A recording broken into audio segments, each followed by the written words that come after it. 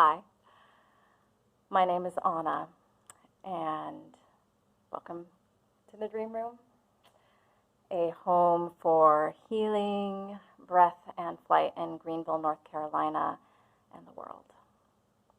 I teach yoga in the air and on the ground. I am also an Ayurvedic massage therapist and lifestyle consultant, and I have been practicing conscious breath work for over 20 years. I also just got tested for COVID on Friday, and I get my results tomorrow. And I've been spending most of the last 3 days in bed. And I've been spending a lot of time with my breath and my heart and my thoughts. And I feel called and drawn to share what I feel like is vital information right now. It is estimated that up to a third of us don't breathe in a way that supports normal health. And when you have a third of the population not breathing optimally, and then you bring in something like COVID-19, it's not a good combo. So I feel like sharing some of the information and wisdom that I have gathered that has helped me tremendously on my own health journey, information that I use with clients that has helped a lot of people. There are 3 keys to breathing optimally in the work that I do. The first one is nose breathing. The second one is diaphragmatic breathing, or what I call baby belly breath. And the third one is the ability to do a true 3-part breath. Those 3 keys form the foundation for all of the other breath work that I do. And they also, especially the nose breathing and the diaphragmatic breathing, they form the foundation for just healthy breathing in general. It is estimated that 30 to 50% of us are mouth breathers. I used to be one of those people. I have had huge health challenges in my life, and training myself to breathe through my nose has been a big aspect of my journey to health and vitality. And you think about nose breathing. Noses are kind of funny, but it's a big deal. And learning how to breathe through my nose literally changed my life. Our mouths were designed for eating food, for speaking, communicating. They were not designed to be the primary mechanism for breath. Our noses were designed for that.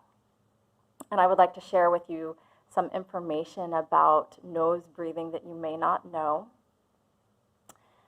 When we breathe through our nose, the nose acts like a natural filter. It's like having a filter for your HVAC air intake.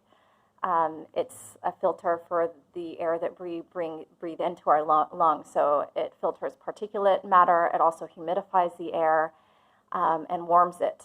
These are all very good things for the lungs.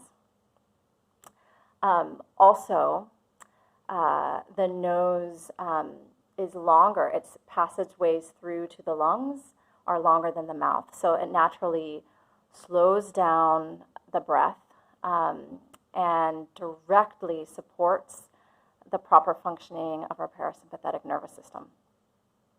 It supports the proper functioning of the diaphragm, which is also connected to our parasympathetic nervous system. So what does that mean? It supports our body's ability to handle stress and to relax and digest and and not be in a flight-fight mode. But there's an aspect to nose breathing that a lot of people don't realize, and that is that when we nose breathe, the air actually mixes with nitric oxide in the nasal passageways. It does not do that when we breathe through the mouth. And nitric oxide is a broncho and vasodilator. So what does this mean? This means that when we breathe through our nose, it helps the oxygen get to our lungs and get into the rest of our body, which is really important right now. So many reasons to breathe through your nose, and if you are a mouth breather, the transition from mouth breathing to nose breathing takes some time. I may, at another point, make a video where I give a little more advice, but what I can say is start with noticing if you're unconsciously mouth breathing and see if you can shift it to your nose. Now, I am not a doctor. Please don't take any of this as medical advice. If you try anything that I offer, please stay in your therapeutic zone, meaning if anything that you try takes you into a place of discomfort, stop, talk to your doctor. I'm not your doctor. But it's pretty easy to notice if you're mouth breathing, and then if you transfer, if you can, just breathe through your nose. And the more you catch yourself mouth breathing and consciously choose to breathe through your nose, the more you start to wire the neural connections for nose breathing into your brain and body. Now, some people can't breathe through their nose well because of a deviated septum or because of congestion. If you have just a little bit of congestion, you may find that nose breathing actually helps to clear that congestion. And that is because of the help of the good old nitric oxide. But that's how to begin. And in my next YouTube video, this is the first one I've ever done, I'm going to be talking about diaphragmatic breathing, baby belly breath, some of the science behind it, why it's important to do. But I'm going to leave it right there because I'm tired. I'll let you know if I have COVID. And I will share with you